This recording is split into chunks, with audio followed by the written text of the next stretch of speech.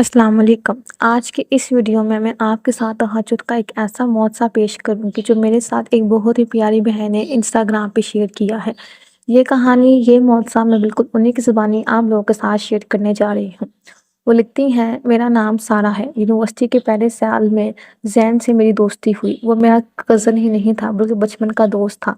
हम लोग ऐसे कज़न्स हैं जो पहले इतना घुलते-मिलते नहीं थे, लेकिन यूनिवर्सिटी में आके हमने बातचीत शुरू कर दी। इन 2 सालों में हमने बहुत ज़्यादा वक़्त एक साथ गुज़ारा। प्रोजेक्ट्स में हम लोग बाहर जाते, घूमते-फिरते, किताबों के ढेरों में बातें करते, चाय के कप पीते, बहुत अच्छा वक़्त हमने गुज़ारा। और इन 2 सालों में मैं कब उसको दिल दे बैठी मुझे नहीं पता चला, और हम लोग कब रिलेशन में आ गए मुझे नहीं पता लगा। तीसरे साल के आखिर पर ज़ैन ने मुझसे अचानक कहा, सारा मुझे ये रिश्ता आगे नहीं ले जाना। मेरी सोच और तुम्हारा मुस्तकबिल अलग है। मुझे जैसे दिल की दुनिया उजड़ गई। वही ज़ैन जिसके लिए मेरा दिल धड़कता था, बस एक सादे से जुमले ने मेरी दुनिया वीरान कर दी। अब मेरा दिल बिल्कुल कब्रिस्तान की तरह हो गया था। मुझे अब यूनिवर्सिटी खाली-खाली लगती थी। इतने हजूम में भी वो कैफेटेरिया मुझे उदास लगता था। वो वक़्त जो हमने साथ गुज़ारे, अब ऐसा था ज़िंदगी का कोई मकसद ही नहीं रहा। कुछ शक नहीं, मैं बहुत थक गई थी। असल में मेरे अंदर एक छोटा कब्रिस्तान था जहाँ मेरी उम्मीदें, ख्वाब दफ़न हो चुके थे। रात को सोने से पहले दिल कहता, अब बस सो जा, अगले दिन भी वही दर्द लेकर आएगा। मुझे सुसाइडल थॉट्स आना शुरू हो गए। एक रात अम्मी की सरगोशी ने मेरी नींद चुका दी। बेटी जो टूट जाए रब रब के सामने ले जा, तहज्जुद पढ़कर देख। मेरी आंखों में शक था। मेरी हराम की मोहब्बत तो टूट गई है। क्या हलाल टाइम तहज्जुद में दुआ कबूल होगी? मेरी अम्मी की आहट में मोहर का एहसास था। मैंने दिल में ठिकाना, कोशिश कैसी भी हो अल्लाह की बारगाह में जाना बेहतर है। रात के 3 बजे उठकर मैंने वज़ू किया।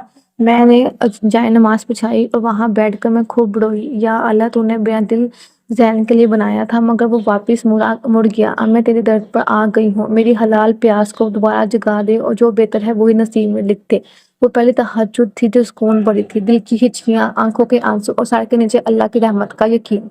अगले दिन दोस्त ने कहा कि क्या हुआ है, तुम्हारी आंखें सूजी हुई हैं। मैंने कहा कुछ नहीं हुआ। मैंने भी दोस्तों को नहीं बताया कि ज़ैन जो था, जिसके साथ मैं अपनी ज़िंदगी इतना टाइम गुजारा है, वो मुझे छोड़कर चला गया है।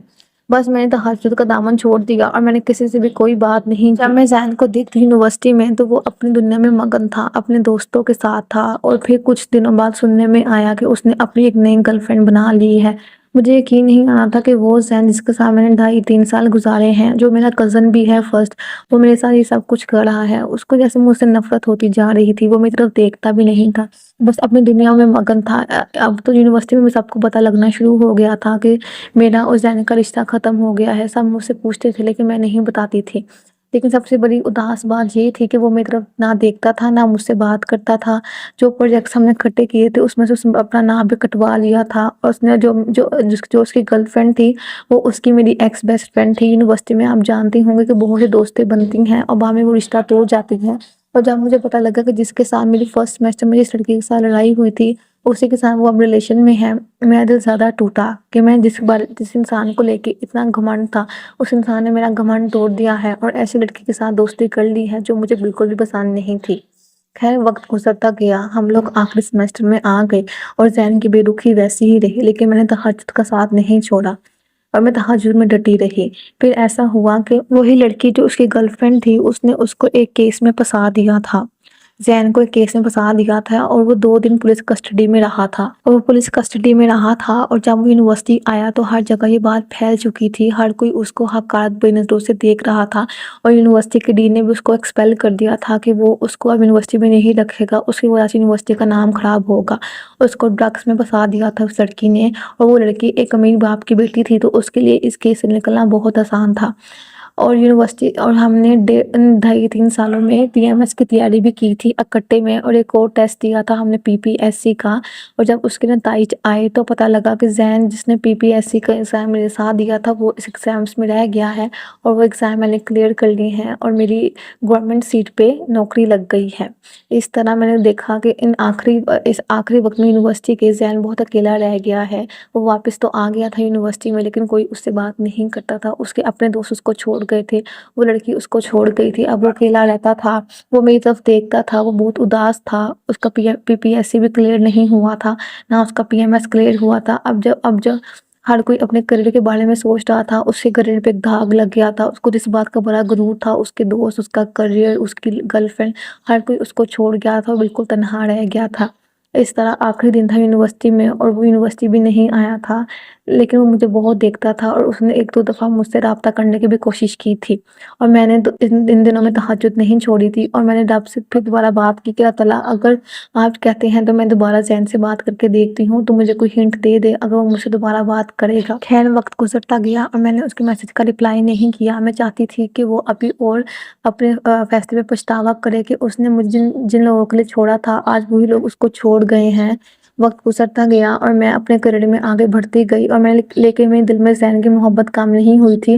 اس طرح ہم گھروں میں بھی ملتے تھے، گھر کے فنکشنز میں بھی ملتے تھے۔ پھر میں نے ایک دن سنا کہ زین باہر جا رہا ہے، لیکن اب مجھے لگا کہ شاید یہ میرے ہاتھ سے باہر نکل جائے گی۔ میں نے اس کا فوراً رپلائی کیا، میں نے کہا ہاں کیسے ہو، میں ٹھیک ہوں، کیا ہو رہا ہے۔ اس نے مجھ سے سوری کیا، اس نے مجھے کہا کہ وہ میرے بغیر نہیں رہ سکتا، میں اس کو معاف کر دوں۔ میں نے کچھ وقت مانگا اور پھر میں نے کچھ وقت اس کا رپلائی کیا کہ اگر تم چاہتی ہو کہ واقعی میں اس وقت واپس آ جاؤں ریلیشن میں تو اب ریلیشن میں نہیں آؤں گی، میں حرام کام میں نہیں آؤں گی، تم نکاح کی بات کرو گھر میں۔ اور پھر اس نے اسی رات اپنے ماں باپ سے نکاح کی بات کی اور اگلے دن اس کے ماں باپ میرے گھر آ گئے۔ میرے لیے یہ بہت ہی بڑا خوشی کی بات ہے کہ تہجد جو میں نے 2.5 سال پر اس کا نتیجہ یہ تھا کہ آج میں اس کے نکاح میں ہوں۔ ہمارے نکاح کو 3 سال ہو چکے ہیں۔ زین باہر جا چکا ہے کیونکہ اس کے ساتھ جو اسکینڈل ہوا اس کے بعد اس کا کوئی بھی کریئر پاکستان میں نہیں رہا تھا۔ آج وہ باہر جا کے سیٹل ہو چکا ہے اور بہت جلد شادی کے بعد میں بھی اس کے پاس جا رہی ہوں۔ اس طرح ہم اپنی زندگی کی شروعات باہر سے کریں گے۔ میں بس اتنا کہوں گی کہ میری زندگی جو ایک میں بالکل ختم ہو چکی تھی وہ صرف تہجد کی وجہ سے واپس آ سکی ہے۔ اگر آپ کی زندگی میں کوئی بھی مسئلہ ہو، کوئی بھی وظیفہ نہ کرے، کسی بابے کے پاس نہ بھاگیں، صرف اللہ تعالیٰ کے پاس جائیں تہجد کے وقت۔ ماشاءاللہ ایک بہن کی بہت ہی زیادہ خوبصورت کہانی جو میں نے بالکل انہیں کی زبانی آپ لوگوں کے ساتھ شیئر کی۔ اگر یہ کہانی آپ کو پسند آئی ہو تو ویڈیو کو لائک ضرور کرے گا اور کمنٹ بھی ضرور کرے گا۔ مزید اس طرح کے استغفار کی، تہجد کے، درود ابراہیم کے موضوعات جاننے کے لیے اس چینل کو سبسکرائب کر لیں۔ جزاک اللہ۔